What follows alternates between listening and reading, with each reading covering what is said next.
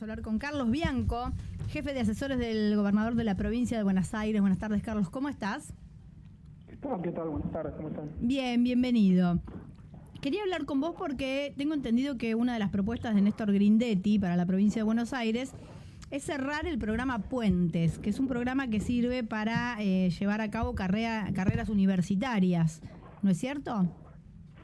Sí, se desprende de las declaraciones que hizo últimamente, en donde decía que la jefatura de asesores había que cerrarla porque implicaba un gasto excesivo. Y básicamente el gasto al que se refiere para nosotros no es un gasto, sino una inversión, sino que desde la jefatura de asesores se ejecuta el programa Puentes, a través del cual ya, en solamente 1 año y 3 meses, inauguramos 20 centros universitarios en el interior de la provincia. Tenemos más de 3.800 alumnos en distritos que jamás hubiesen podido estudiar porque son distritos pequeños en donde no tienen universidades cerca. Y bueno, por decisión del gobernador decidimos abrir junto con los municipios centros universitarios y dictar carreras de parte de universidades nacionales y provinciales, obviamente con asiento en la provincia. A mí no me extraña, ni mucho menos, que esa sea la intención en última instancia que tiene cerrar la jefatura de asesores, porque es lo que han dicho, cuando gobernaron, inclusive sus jefes políticos. En su momento Macri dijo que era una locura andar abriendo universidades en el conurbano bonaerense.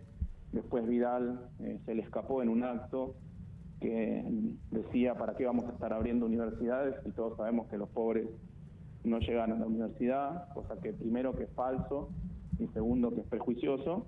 Así que y tercero que lo que hay que hacer es intentarlo, ¿no? Y tercero que lo que hay que hacer es intentarlo. Si esta fuera la realidad, en lugar de establecerlo como algo dado, es intentar que llegue, ¿no? Por eso es lo que hicimos. Sabemos que hay un montón de pibes en el interior de la provincia de Buenos Aires que, como sus familias, como no tienen una universidad cerca y sus familias no tienen los recursos necesarios como para que se vayan a vivir a una ciudad universitaria, se quedaban sin poder estudiar, y por eso era algo que nos pedían inclusive durante la campaña anterior. Por eso el gobernador, apenas pasó la pandemia, nos enfocamos en las urgencias, me encomendó que desde la jefatura de asesores lancemos un programa para, si esos pibes no pueden ir a la universidad, acercarles la universidad a esos pibes en sus pueblos. Y la verdad que ya estamos teniendo inclusive los primeros egresados de carreras de diplomaturas universitarias. Seguimos, la semana pasada yo estuve inaugurando 2 centros universitarios más en General Pinto y en Bedia. Mañana voy a estar inaugurando, el jueves voy a estar inaugurando un centro universitario también en Saladillo, que mirá la particularidad de Saladillo. Está en el Congreso un proyecto de ley para crear la Universidad Nacional de Saladillo, que lo tiene parado la oposición porque no da quórum para tratar ese proyecto. Y como es así, nosotros hablamos con el intendente, que además es un intendente radical, decidimos que, como no se destraba el proyecto de la universidad, abrir un centro universitario y llevar carreras para que se dicten en el distrito. Así que inclusive estas cuestiones muestran las inconsistencias internas que tiene Juntos por el Cambio. Por un lado, un candidato a gobernador que dice que va a cerrar el programa; por otro lado, un intendente radical que nos ha solicitado el programa, que hemos financiado la ampliación del centro universitario que existía y estamos llevando nuevas carreras para que se dicten ahí.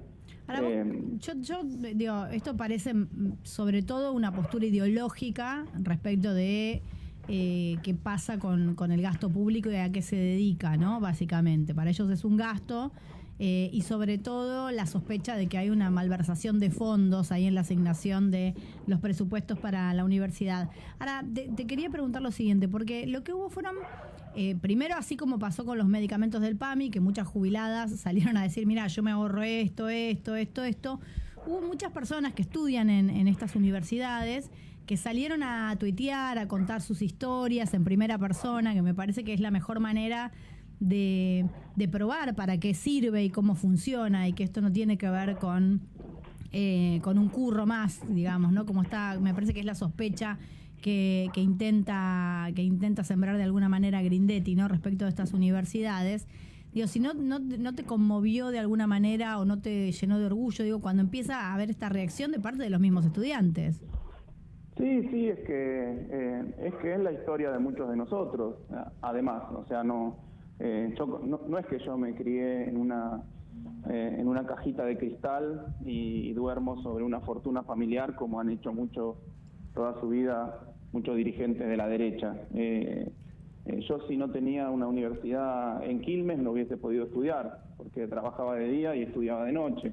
O sea que a mí no me tienen que contar la importancia que tiene la universidad pública, la universidad gratuita, tener una universidad o un centro universitario cerca de tu casa. Ellos claramente ni siquiera lo consideran, probablemente ni conocen esas experiencias porque vienen de otras tradiciones. Bueno, vos sabés que Pañi había ido, creo, a una entrevista que le hicieron en la Universidad de San Martín, y el comentario que había hecho era, no podía creer lo fabuloso que era, porque también está ese prejuicio, ¿no? O sea, tiene que ser, no sé cómo decirlo, austero, feo, ¿no? Humilde. No puede haber una universidad fabulosa. Sí, es que mirá la diferencia inclusive respecto de la derecha tradicional oligárquica del siglo XIX, del siglo XX en Argentina. Era una derecha culta, instruida, que uno puede no estar de acuerdo con su modelo de país, pero tiene que reconocer que se preocupaba por la educación pública, se preocupaba por la formación.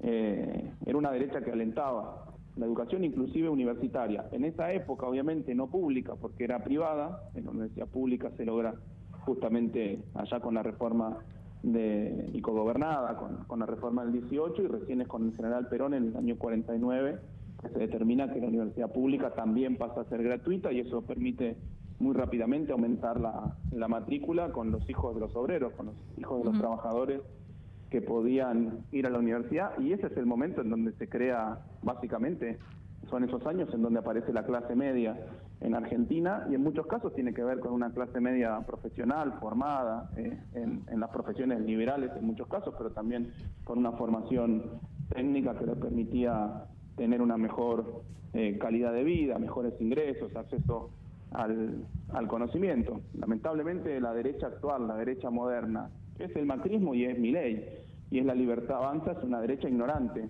bruta, inculta, que ni siquiera se da cuenta que, independientemente del modelo de desarrollo que se pueda pensar de un país, que puede ser más industrial, más volcado a los servicios, más volcado a los recursos naturales, la única forma de transformar a los países pobres, periféricos, como es el nuestro, en países realmente desarrollados, independiente del modelo, tiene que ver sí o sí con la educación. Yo soy docente universitario hace 24 años, me he dedicado a estudiar, lo voy a poner en los términos más sencillos posibles, a estudiar, a entender, a caracterizar las razones por las que hay sociedades más ricas y sociedades más pobres, países más ricos y países más pobres, y el denominador común que tienen todos los países más ricos del mundo, más equitativos, más prósperos, es la educación universitaria, es el desarrollo de la ciencia, el desarrollo de la tecnología. Y bueno, la derecha, como te decía recién, bruta e inculta e ignorante que tenemos en Argentina, ni siquiera de eso se da cuenta, ni siquiera de eso. Carly, ¿cómo estás? Te saluda Martina Garbars. ¿Qué tal? ¿Cómo estás? Bien, en la campaña que enfocaba las primarias abiertas obligatorias, se pensaba empujar la campaña de abajo para arriba, ¿no? Pensando un poco esta complicación que tienen en general los oficialismos para ganar en este contexto, y creo que justamente en la provincia de Buenos Aires hay un capital político muy importante por parte de los intendentes, y esto se yacía, digamos, en una campaña que se podía decir como que era un partido largo, ¿no? Si ahora estuviéramos en el segundo tiempo de ese partido, ¿en qué están pensando para ganar las elecciones este octubre?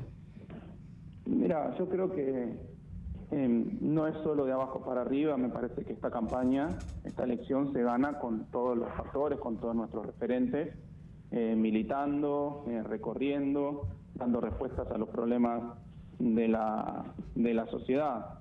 Vos me haces la analogía del fútbol. Yo creo que ahora pasamos probablemente, ya hace unas semanas, hace unos días, de una posición más defensiva a una posición ofensiva. Las medidas que acaba de tomar el ministro Massa, nuestro candidato a presidente, la eliminación para millones de trabajadores del impuesto a las ganancias, la suma fija para los trabajadores, la devolución del IVA en las compras con tarjeta de débito y con medios telemáticos, con billeteras virtuales, son todas medidas que nos han permitido tomar una agenda que nos estaba reclamando la población. El año pasado, cuando cuando Sergio tomó el Ministerio de Economía, estábamos en una situación de mucha inestabilidad financiera, cambiaria y política. Yo recuerdo que había dirigentes de la oposición que ya decían que había que convocar una asamblea legislativa, que el gobierno actual no pasaba de diciembre de 2022, que no pasaba de diciembre del año pasado, y Sergio ha sabido, no sin las dificultades del caso, que tienen que ver básicamente con el crédito más grande de la historia que tomó Macri con el FMI, pudo estabilizar la economía, no exento, repito, de problemas, de inconvenientes, de déficit, de problemas para solucionar. Y bueno, una vez que se cerró el último capítulo en donde se logró el desembolso, el adelanto de los fondos por parte del FMI, del Fondo Monetario Internacional, ahora empezamos con una parte más ofensiva, que son estas medidas para mejorar el bolsillo de los trabajadores, de las trabajadoras, de la clase media, de las clases populares, que eso era lo que se nos estaba reclamando. Bueno, independientemente de que estamos ahora en campaña, estamos decidiendo un próximo gobierno, es lo que había que hacer y se hizo, y se va a seguir haciendo por parte de nuestra fuerza política en el próximo gobierno, cuando Sergio Massa sea presidente. Carlos, muchísimas gracias. A ustedes. Un abrazo.